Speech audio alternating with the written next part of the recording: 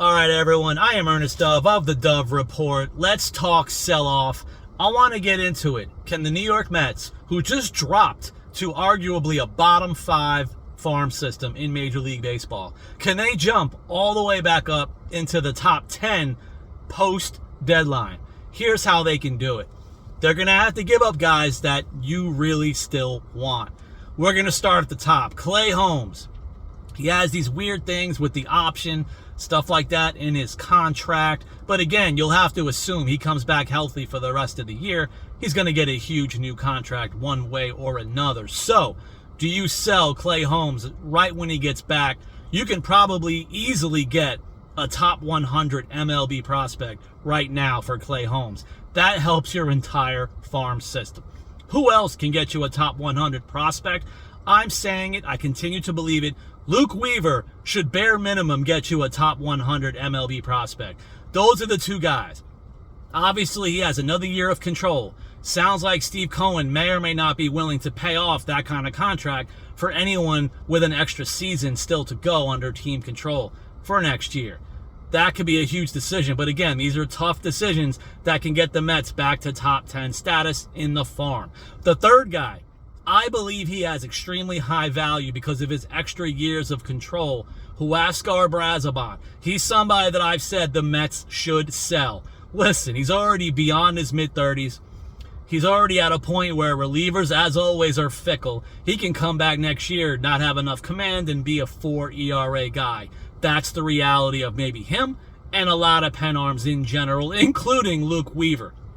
That's why I would trade them, because I believe all three of them, 2 of them can get you top 100 prospects.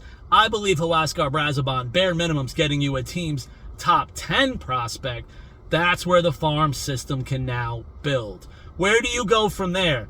That's where the rentals come in. Minter and Raley, I believe, honestly, they can get you at least maybe a top 10, top 15 prospect, maybe even a lottery ticket added on to have 2 strong lefty pen arms.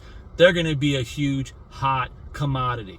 Then, of course, we have our guy Freddie Peralta, who I've been screaming about for weeks. Oh, he's going to get you at least a bare minimum top 100 prospect.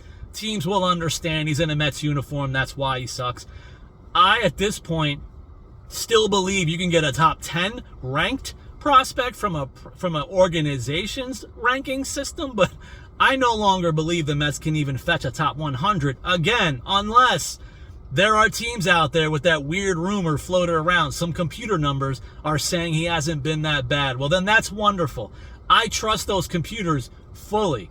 Definitely give them a 100 prospect for this amazing computer version of Peralta, but we shall see. Now, the other guys that I think could only get you lottery tickets, I think Luis Robert Jr. gets you a lottery ticket.